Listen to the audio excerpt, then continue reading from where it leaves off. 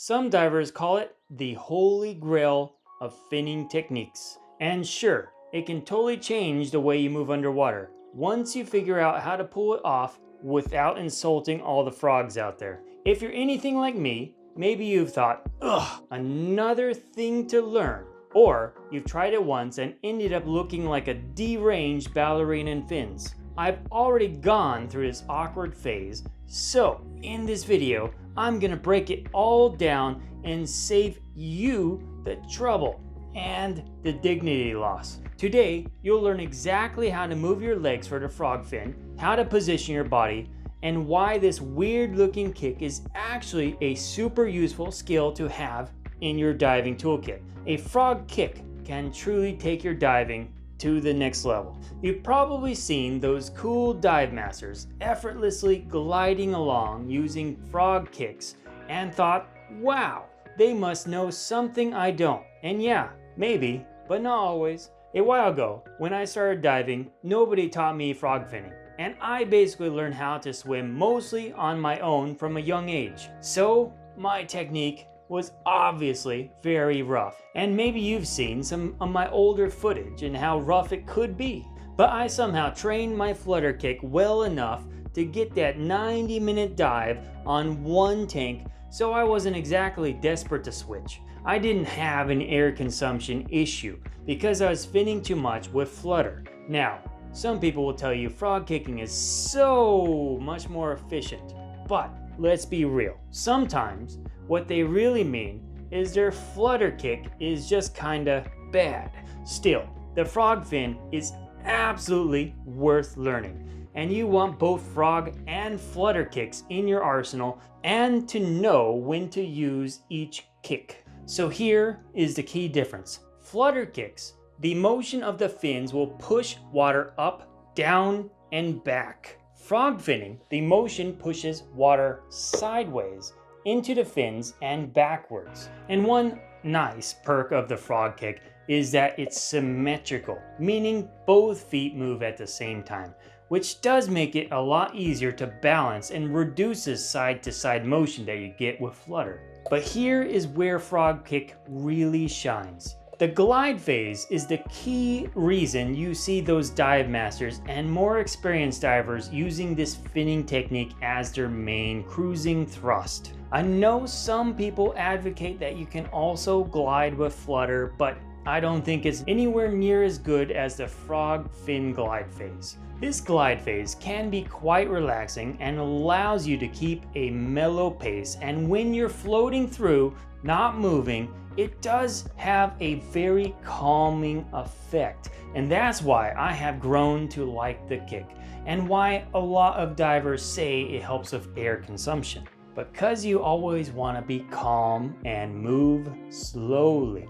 With the frog kick, you can kick, glide, and go right into a hover without further movement. It's more glide that you'd ever get with even the most forceful flutters. And one more thing to note is that frog fin has a more spiky thrust with a consistent but powerful motion as opposed to a more constant and steady motion as a flutter. And what I mean by this is that when you're fluttering, you're going to be constantly in motion and basically holding a fairly constant speed. But when you're frog finning, you get your motion from when you kick, and then you will glide. And while you're gliding, you're constantly slowing down. So you're not going to be going quite at a constant speed as you would with flutter. But it's going to be more stable and balanced. For example, if you're a videographer, I will still use flutter. Of course, not so fast I'm bouncing side to side, but this ensures my shot stays stable and constant.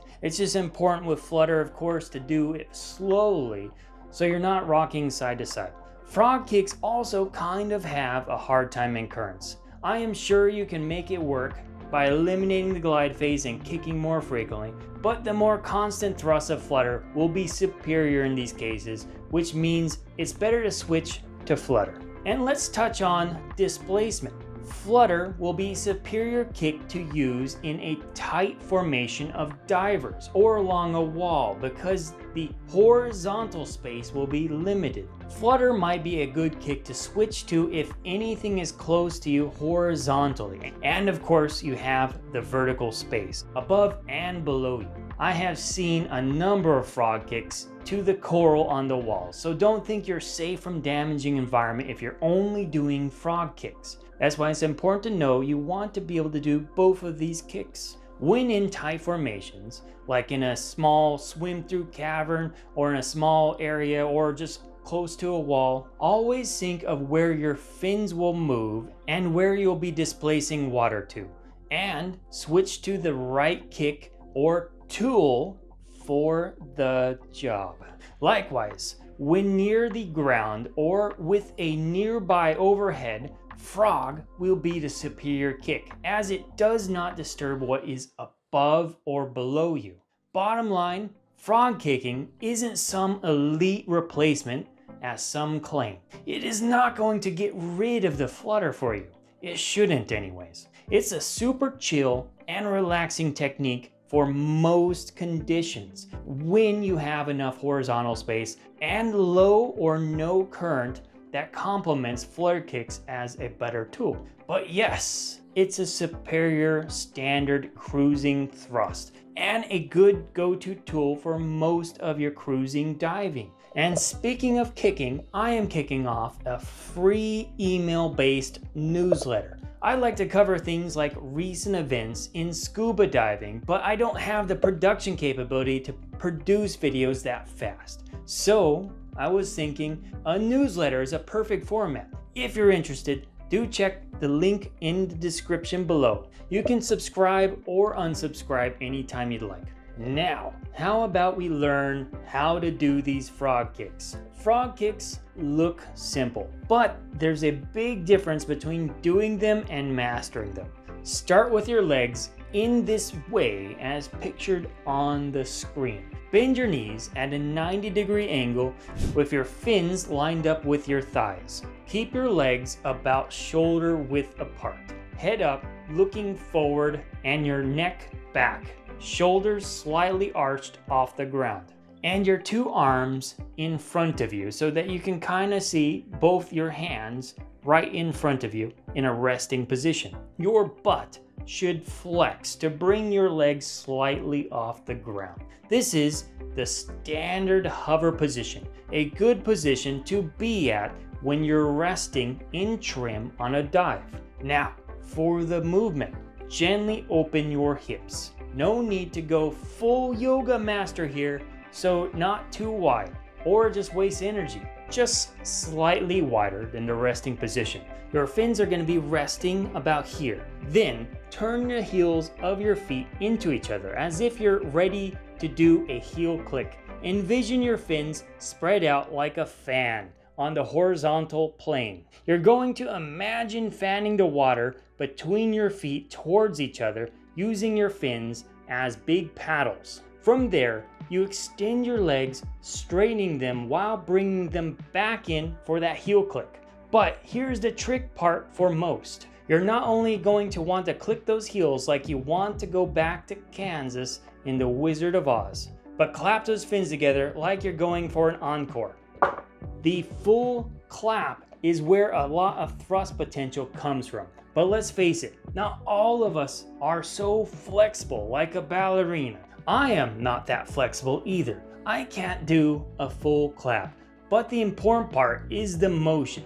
Try to clap and get as close as you can. You can do stretching, you can start doing yoga, you can start practicing to do a full clap. But as long as you know a full clap is more correct, and if you can clap and work towards that clap, then that's the goal. If you're basically only able to get to about here, or you're not fully clapping, then that's where you are. That's fine. You will still get plenty of thrust. You're basically pushing the water from both sides, squeezing it with your fins and pushing it all out behind you. And please remember, the best part of the frog kick is the glide phase. So I want you to maximize each kick to see how far you can get, so you can be as lazy as you can possibly be with those kicks. The glide phase can last some time. The more efficient your kick is, the more thrust you'll get out of a single kick. So expect at least 2 to 3 seconds out of it before you need to kick again. Focus on your balance during the glide and keep your fins back during at least the initial part of the glide. You will leave your fins fully clapped or in the position where you were able to get them at the back of your stroke. When you feel yourself starting to slow, then you can pull your legs back into the hover stance, where you can maintain balance easier. This will obviously slow you down quite a bit, so if you're gonna go into hover, you can, or you can do another kick. So it's important to not pull out of your extension, or rather to kick too quickly. Your fins will slow you down and cause some imbalance. After you kick and your fins are behind you, relax and feel it out. You are gliding. And I want you to pay special attention to your hips. When you kick, they shouldn't drop, as this breaks your trim. Your hips, and rather your knees, shouldn't change. They should stay in trim and fully horizontal. Ideally, you just widen your hips and go for the kick. It's not easy, and you might find yourself dropping those knees. I do time from time, especially reviewing footage of myself. Just keep practicing. Work for that 0 hip drop, and you can have someone record you and see how you're doing. Don't expect perfect form off the gate, but certain the more you practice and the higher bar you have for yourself, you will improve over time. Also, it's important to note that you don't need to kick with this kick. No, you don't need to be the Karate Kid. You need to do a smooth and steady motion, like you're steadily standing up from a chair. You don't blast off from a chair, you stand up from it slowly and steadily. Often the hip drop and the knee drop comes from trying to put too much power into your kicks. You don't need to put much power. A lot of the thrust will come from the clap. Focus on going slow and really feeling out that motion smoothly. It is a power kick, but you don't need to have a powerful kick. Just relax fully, move through the motion. You'll also need decent buoyancy and trim to really embrace the full goodness of that glide. Practicing this motion should help you smooth out rough edges you might have. But if you're having difficulty, focus on improving that buoyancy control a bit more. I made a video about that too, that you can check out here or here, whichever side. Now, let's talk about a slight variation to the frog kick. This is a variation you can further use in very sensitive situations or when you're trying to ease your thrust and slowly approach something, like a little critter that you want to take a beautiful photo or a video of. Perhaps that award-winning photo of a rare nudibranch that you know will blow up on Instagram.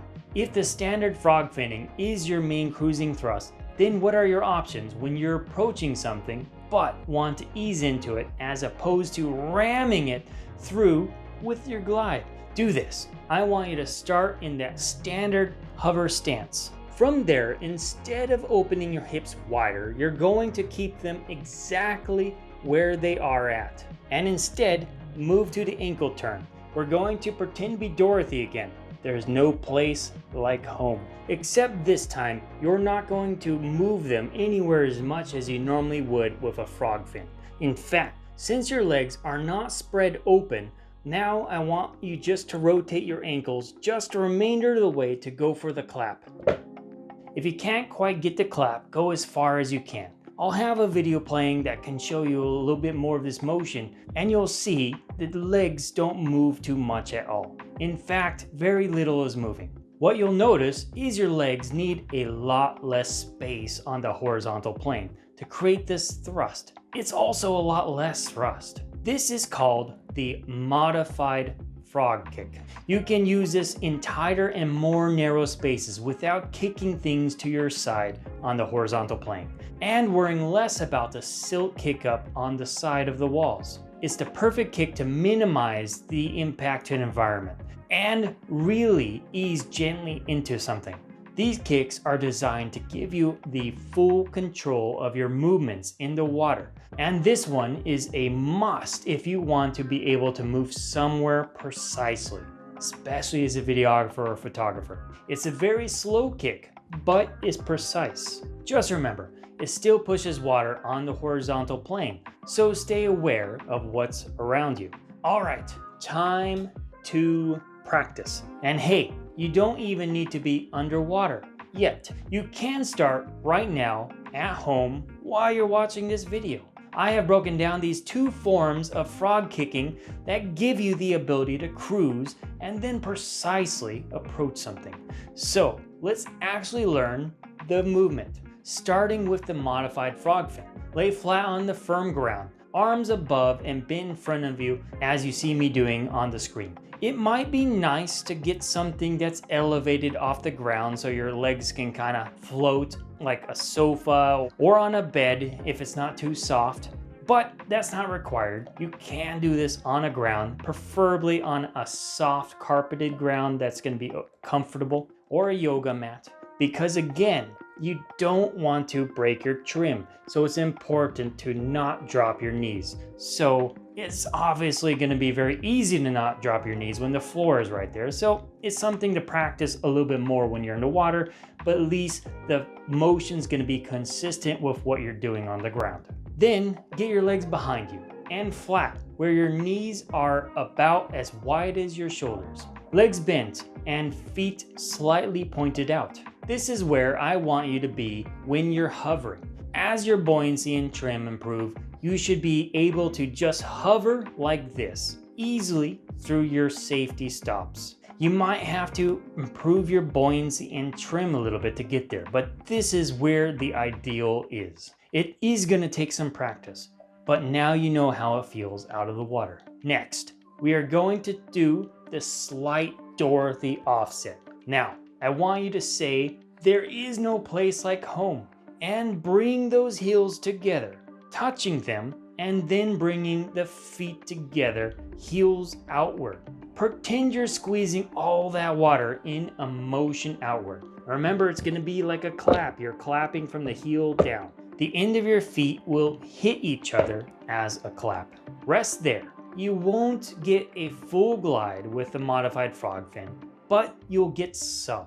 Then relax and go back into a hover. You can see your legs won't move around too much. This is a very relaxing fin kick that you can pretty much do all day, but you probably take all day to get to wherever you want. So usually you'll cruise to your location and then take over with the precise kick.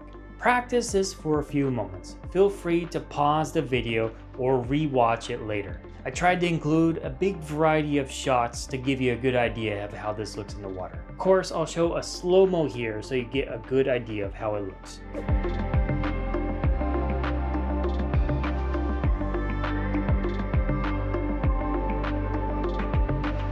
Now, we'll move into the full frog fin, which is going to build on top of that modified frog fin. Let's get back into that comfortable and relaxed hover position. Open those hips up a touch wider, but don't drop them. Then position your heels all the way for that Dorothy clap. You want to really pronounce your fins so they are pointed out. So take a look at your feet and see them fully pointed sideways like mine. Then bring them together, slowly extending your legs out in one motion, also while pivoting your ankles so your feet are face to face and ready to make that Dorothy clap. Clap as well as you can.